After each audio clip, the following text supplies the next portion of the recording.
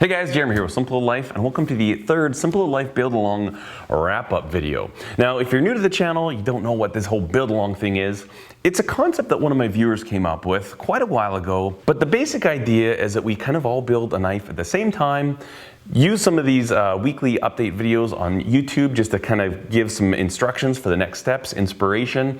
And the real driver behind this was to motivate people who have always wanted to make a knife but haven't actually been able to get to actually doing it. And I've heard throughout these three build alongs that we've done so far, a lot of you guys have told me that you built your very first knife because there was this group of us doing it together at the same time. And that makes us just truly successful and a ton of fun. I really enjoy it. So we started out this build along series with a real simple Kiridashi. The next knife we did was a Warncliffe knife. Zombie Joe Knives donated the template for that. And then this third one, we're kind of getting a little bit more difficult, a little higher skill level as we go. This third one, I thought what we would build is a simple kitchen knife. Now this is a petty. Petty is basically just, it's not like a full-size chef's knife, but it's not as small and shaped as a paring knife. So, you know, for real smaller things like carrots, cucumbers, chives, stuff like that, you need to do a lot of chopping to. The idea with this knife, we wanted to make sure we had clearance for our hands so that when we're using the entire blade, our knuckles wouldn't be hitting the cutting board. Really useful little blade. We decided to do, at least I did for this one, I did 1084 steel, and I was going to try to do a hamon. That never worked out. We just did a differential heat treat, so we had that line there. One question that came up a lot was, what about rusting? What about high carbon steel kitchen knives and rust? And just to address that really quickly, I think that, you know, in Europe, they still really do. A lot of people prefer their high carbon steel knives for their kitchen blades. And I think it's North America that has kind of taken more to this, they need to be stainless steel. Now, as far as which steel is better, I mean, obviously high carbon steels can rust, but only if they're not cared for properly. If they're properly cared for, they will patina. And stainless steels will patina to a certain extent as well. You know, when you hear stainless, it's going to stain less. It's not stain free or, you know, entirely stain proof, but stain less than a high carbon steel. Now, in the last, 10, 20 years, the stainless steel technology has come a long ways. And it used to be that high carbon steels were the best as far as edge retention, hardness, you know, how sharp they could actually become. Stainless steels have come a long way in the last couple of years to the point where, you know, if you can get them really close. And if you've got a really high quality stainless steel, properly heat treated, I mean, it can go up against some of the highest high carbon steels, highest quality high carbon steels, again, properly heat treated, and it's a fairly even playing field. Now, Europeans still, again, I think they still kind of lean a little bit more towards the high carbon steels, while North Americans are kind of a little on the stainless steel side. But traditionally, I think we've been duped here in North America. You know, I bought my first set of Wüsthof knives, and I thought, oh, I'm gonna spend good money, get some good knives. You know, we got our first house, and those things hold an edge like a wet noodle. Like, they're garbage. They don't have any stains, there's no patina on them, but they do not perform. They do not hold an edge. Terrible. They're terrible knives. Wüstofs are garbage, and I really don't care what anybody says compared to a really good high carbon steel. Now, taking a look at my knife here, I've been using this knife a lot, and my kids have been using this, and you can see it's not very beautiful looking anymore to some. Now, this is a patina. Anytime you're going to use a high carbon steel knife cutting food, you're going to get a patina. We can still see the differential heat treat line there. And, you know, there's a little tiny, I think my kids might not have washed this properly. But if you look after your knives, and the way I'll do it is anytime I cut something, I'll take it, I'll wash it with water, a little soap if it needs it, if I'm cutting chicken or something like that, and then just dry it right away. And that's it, that's all. Now, this discoloration here, this patina, it happens fairly quickly on high carbon steel knives. You know, the very first thing I cut with this was a tomato, and I did it in the last build video just to kind of demonstrate its cutting abilities. And right after cutting that, I could see a difference. I could see the patina developing already. Also, chicken, I find when you're cutting raw chicken, it really will, you can have a brand new high carbon steel blade and you process, you know, you break up one chicken or you cut some chicken breasts. My goodness, those things, it's a totally different blade from the end of that. So all the foods, you know, different acidity levels, different chemicals react with the carbon steel and they develop this patina. And personally, I love it. I think this looks better. You know, it develops its own character and its story, and it's always changing. And I find that very fascinating. I've heard of knife makers that will do carbon or Damascus steel, but they won't do an etch. They'll just leave it brushed so you can't see the pattern in there.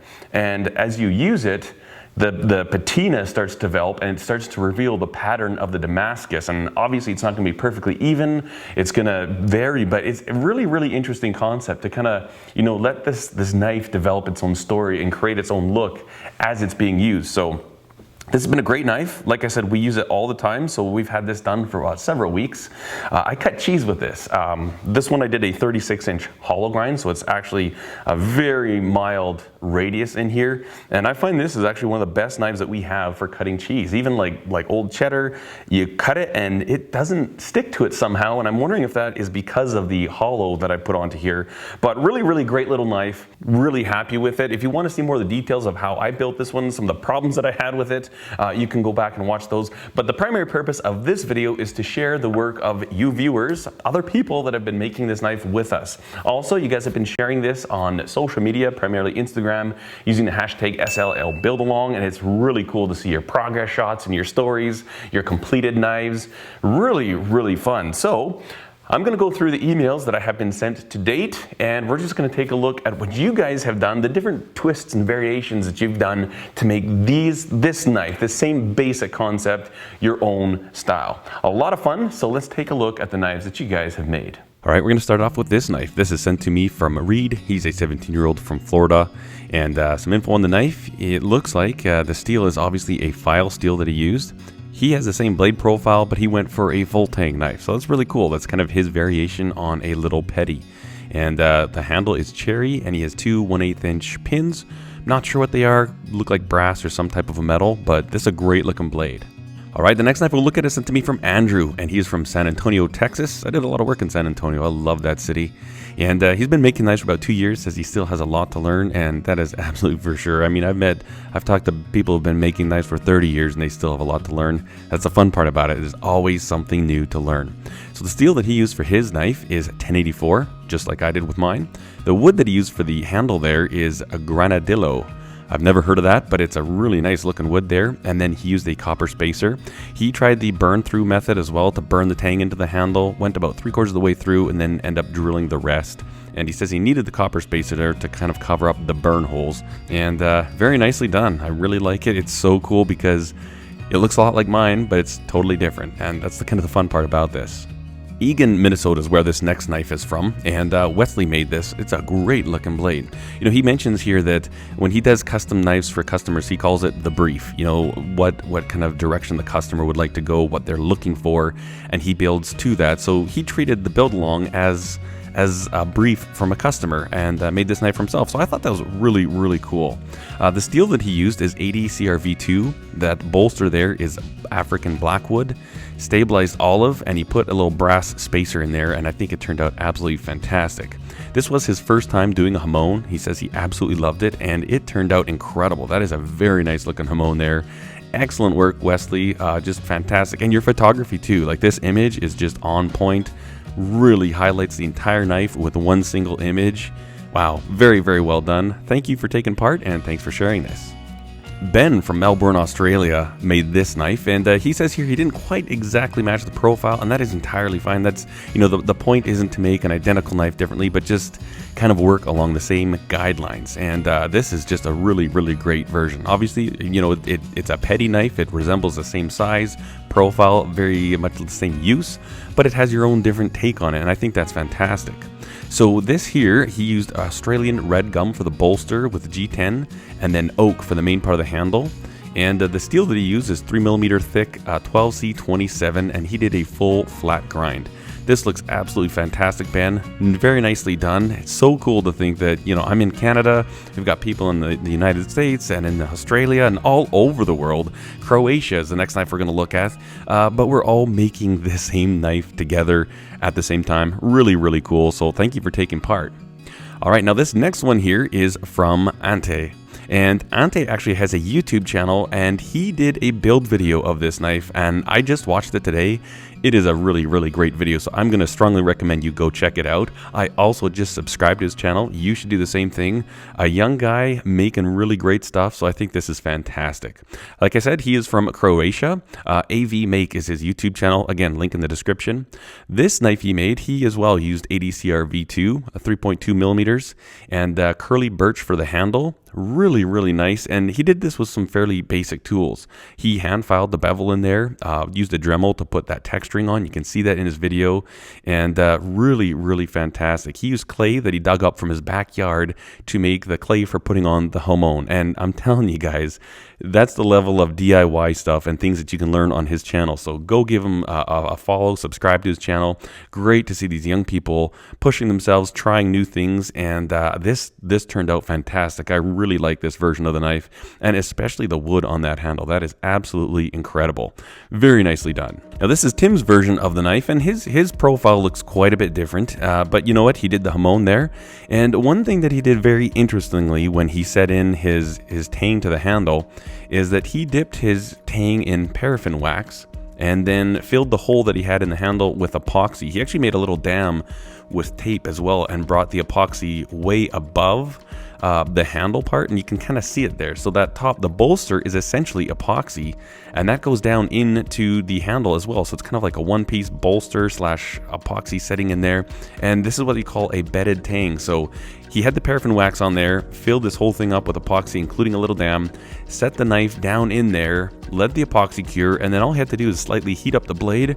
That kind of loosened up, melted the wax, and he was able to just slip that blade out of there, put the heat gun up in there for people taking like some lacquer thinner, some acetone or something, getting rid of that wax, and basically you've got like a nicely bedded tang that is very, very little work. So I'm gonna actually try that in the future here. I think that's a really slick idea. Sounds like it could be a great way to get an incredibly precise fit without taking a lot of time to do it.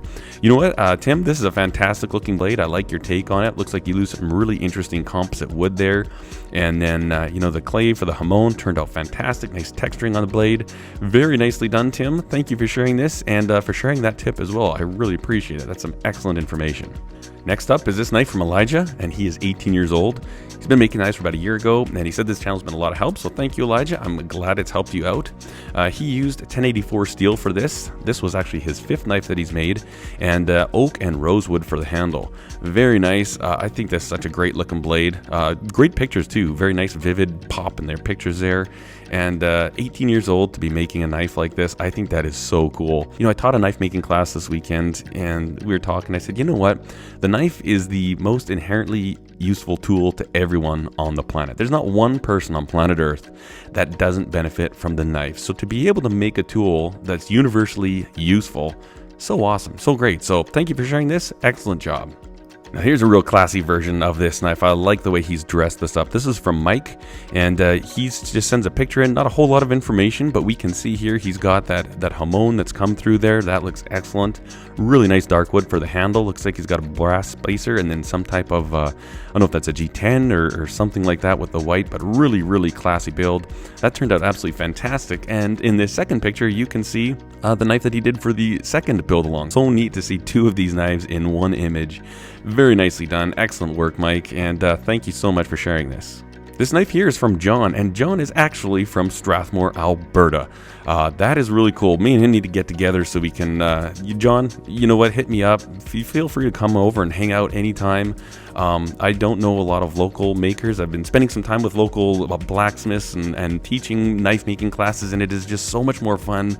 Not more fun, but it's refreshing to talk in person with people. So we should definitely get together and just geek out over knives. But this is a fantastic version. I really like the look of this. The steel he used is 4135 steel. It was from an old diamond saw blade. Purple heart for the handle with brass bolsters. That looks really nice. Those brass spacers in there look fantastic. He finished this thing off with boiled linseed oil, and just absolutely a great little knife. He said thanks for the build along, and he's actually going to start on a couple of matching tantos for his son and himself. So that is really excellent to see. So John, thank you for sharing this, and thank you for your wonderful email. All right, Zombie Joe Knives. He's the gentleman that gave us the template for the second Simple Little Life build along, and he participated in the third one as well. He also did a YouTube video about making this knife. Links in the description below. Go check it out. Really, really great looking blade here, and I'm not going to share too much information with you here. You'll have to go watch his video to find out some of the specifics of the knife, but just a great looking blade. I like the hammered finish that we have here. Very nicely done, Joe. Thanks for taking part and being so involved with these build alongs. Great fun, great looking blade. This next knife is from Cameron. He just says, you know what, this build along was a lot of fun. Can't wait for the next one. This looks like a wonderful, wonderful knife, Cameron. Excellently done. Nice shape there. That hamon turned out just fantastic. And I love this burl. I'm not entirely sure what it is. The main portion of the handle, that just looks so nice. And then really nicely to offset it with a different type of a wood bolster there. So very nice knife here, Cameron. Keep up the great work, and thank you so much for sharing this. Now, this is the last knife that I've received. Is from David, and he's from Pennsylvania. He made this with a 1x30 belt grinder, and he used 1080 steel and a 1-inch dowel with a G10 spacer. He put a full flat grind on it. He says he's going to make a second one because he feels he can do a much better job. And you know, I think that's how it truly is with every knife maker. You make one knife, and I always like, you know what, I can do better on the next one. And you keep trying. So you've totally got the right attitude. I think there's a great looking blade. You know what, even though it might not be flawless, it might not be a perfect knife, I'm sure it's quite useful. And you know what, you made it. That's the important part. And don't let anybody tell you differently. You made the knife. That's what matters. Make your second one. Great idea. You know what, that one's going to turn out better. You'll take things that you've learned from this one, apply them to your next one. And just, that's so cool. Thank you for sharing this. Keep up the great work, and I can't wait to see more of your knives. Well, guys, I want to say thank you so much for taking part in the build along. I sure enjoy it. We're going to be doing more of these on this channel. Hopefully we'll get one going maybe in May. And you guys are making some incredible knives, and a lot of things I've learned just from the emails that you guys have sent me. So thank you so much for that. That is the benefit of a community, and we have a knife community, and it's huge.